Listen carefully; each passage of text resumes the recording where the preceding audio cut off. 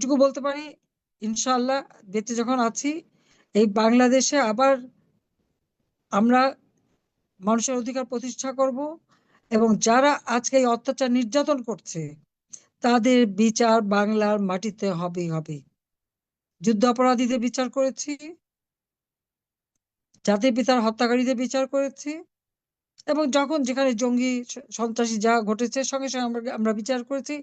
BDR সেনা অফিসারদের নিহত করেছে, তাদের হত্যা করেছিল নিহত যারা, আমরা সেই যারা হত্যাকারী তাদেরও আমরা বিচার করেছি। কিন্তু আজকে সব খুনি, জঙ্গি, সন্ত্রাসী তাদেরকে কারাগার থেকে মুক্তি দেওয়া হয়েছে, আর কারাগার ভরে ফেলেছে আওয়ামী লীগের নেতা কর্মীদের বিরুদ্ধে। আজকে জঙ্গিদের নিয়ে, সন্ত্রাসীদের নিয়ে ওই সুদখোর ইউনূস গরিবের রক্ত চুষে যে মানে অর্থ সম্পদের মালিক হয়েছে,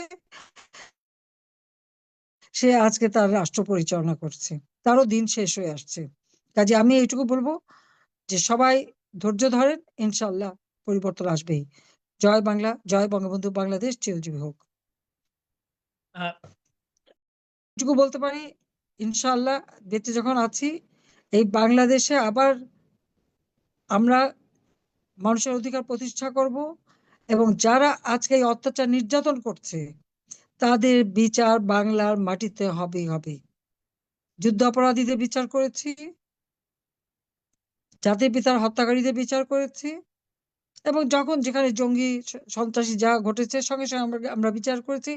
বিডিআর সেনা অফিসারদের নিহত করেছে, তাদের হত্যা করেছিল নিহত যারা, আমরা সেই যারা হত্যাকারী তাদেরও আমরা বিচার করেছি। কিন্তু আজকে সব খুনি, জঙ্গি, সন্ত্রাসী তাদেরকে কারাগার থেকে মুক্তি দেওয়া হয়েছে, আর কারাগার ভরে ফেলেছে আওয়ামী লীগের নেতা কর্মীদের বিরুদ্ধে।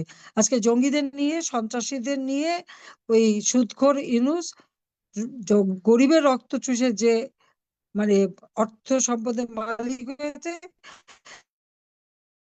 সে আজকে তার রাষ্ট্র পরিচালনা করছে, তারও দিন শেষ হয়ে আসছে।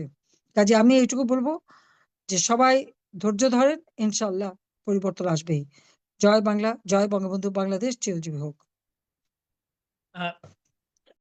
এটুকু বলতে পারি, ইনশাল্লাহ বেঁচে যখন আছি, এই বাংলাদেশে আবার আমরা মানুষের অধিকার প্রতিষ্ঠা করব, এবং যারা আজকে এই অত্যাচার নির্যাতন করছে তাদের বিচার বাংলার মাটিতে হবেই হবে। যুদ্ধাপরাধীদের বিচার করেছি, জাতির পিতার হত্যাকারীদের বিচার করেছি, এবং যখন যেখানে জঙ্গি সন্ত্রাসী যা ঘটেছে সঙ্গে সঙ্গে আমরা বিচার করেছি। বিডিআর